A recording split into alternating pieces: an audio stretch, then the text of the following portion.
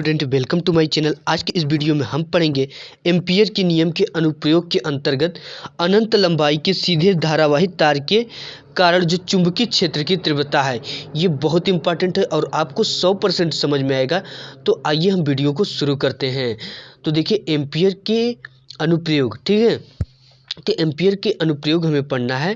तो यहाँ पे हमने एक कागज़ लिया, ठीक है, और ये एक मान लीजिए हैं, ये एक तार यक्स और ये वाई है इसका तली, ठीक है। ये एक्स और वाई एक तार है और ये एक मान लीजिए कागज़ का समतल है। तो हम जानते हैं कि एक्स और वाई जो तार है, अगर इसमें हम धारा को प्रवाहित करें, ठीक है, अगर आई एम्पीयर की धारा को प्रवाहित करें तो इसके चारों ओर चुंबकीय क्षेत्र उत्पन्न हो जाएगा, ठीक है। मान लेते हैं कि इस तार से आर मीटर की दूरी पर एक बिंदु पी है, ये इसका वृत्त का केंद्र ओ है और इस पी के अंतर्गत हमने एक वृत्त खींच लिया, ठीक है। ये एक वृत्त खींच लिया। अब बात करते हैं जो चुंबकीय क्षेत्र की दिशा होगी वह इसके त्रिज्यतः बाहर की ओर होगी, ठीक है।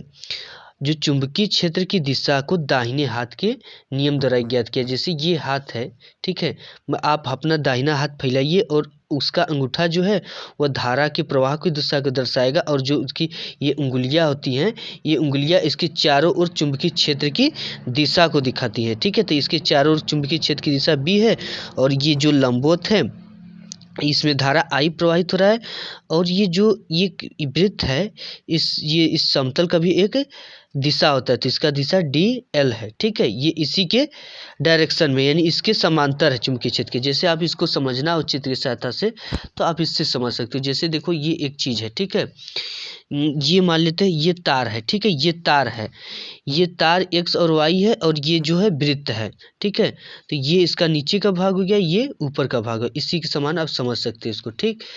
तो ये देखिए आर मीटर की दूरी पर एक बिंदु पी है और जहाँ पे हमें चुंबकीय क्षेत्र की तीव्रता निकालना है।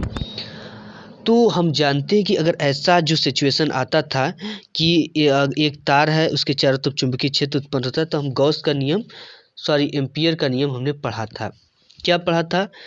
तो गाइस यही पढ़ा था कि क्लोज इंटीग्रल यानी कि किसी बंद परिपथ से चुंबकीय क्षेत्र बी का रेखीय समाकलन डी एल पथ द्वारा घिरी नेट धारा आई का म्यू नॉट गुना होता है, ये पढ़ा था, ठीक है। ये हमने पढ़ा था। तो हम जानते हैं स्टूडेंट कि ये जब ये देखिए बी व डी एल क्या है, एक ही पथ पर, यानी इनके बीच इस पर बी है और इसी पर डी एल है, तो ये क्या है समांतर। तो इनके बीच जो इन दो रेखाओं के बीच कोण बनेगा वो कितना बनेगा, 0 अंश। तो ये समांतर के लिए हम क्या लगाते हैं, कास थीटा, लंबवत के लिए साइन थीटा। तो जैसे यहाँ पे आप समझ सकते हो कि देखिए अगर ये दो घटक है, ठीक है, तो ये हो जाएगा आपका कास थीटा वाला घटक और ये जो लंबवत होता है इसको साइन थीटा वाला घटक कहते हैं। तो ये क्या है, नीचे है समांतर में है, तो ये कास थीटा वाला होगा, ठीक है।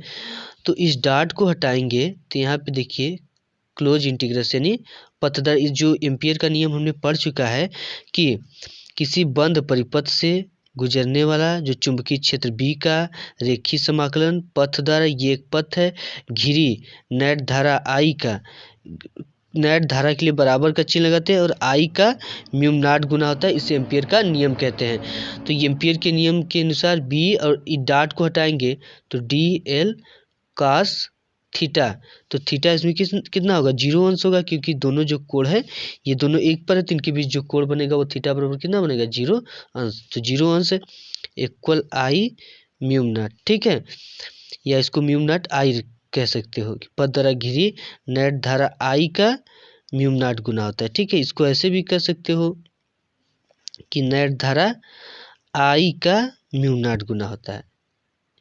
अब देखिए क्या करोगे कि ये कास 0 अंश की वैल्यू 1 होती है और समाकलन किसे करना है, डी एल का, तो इस बी हो जाएगा और यहाँ पे क्लोज इंटीग्रल डी एल, ये हो गया, क्योंकि हमें डी एल का क्या करना है, समाकलन करना है, और कास 0 अंश की वैल्यू 1 होगी, तो इसमें मल्टीप्लाई करो तो कुछ नहीं होगा, तो हो गया म्यू नॉट आई। अब जानते हो जो डी एल है वो वृत्त की परिधि है। तो हम जो वृत्त की परिधि को हम जानते हैं, वृत्त की परिधि क्या होती है, वृत्त की परिधि यहाँ पे लिख देंगे कि वृत्त की परिधि जो होती है वो होती है 2 पाई आर। तो इसका समाकलन करेंगे तो इसकी जगह पे क्या लिख देंगे, 2 pi r, b in bracket 2 pi r equal mu not I. ये हो गया। अब हमें निकालना क्या, चुंबकीय क्षेत्र बी का मान। तो बी इक्वल हो जाएगा mu upon 2 pi I into R. ठीक है, ये मल्टीप्लाई में है तो बराबर किधर जाएगा, तो किस में हो जाएगा, डिवाइड में। तो ये चुंबकीय क्षेत्र बी का वैल्यू आ गया। कब, जब अनंत लंबाई के सीधे धारावाही तार के कारण चुंबकीय क्षेत्र। अब इसका बी का जो मात्रक होता है वो होता है टेस्ला।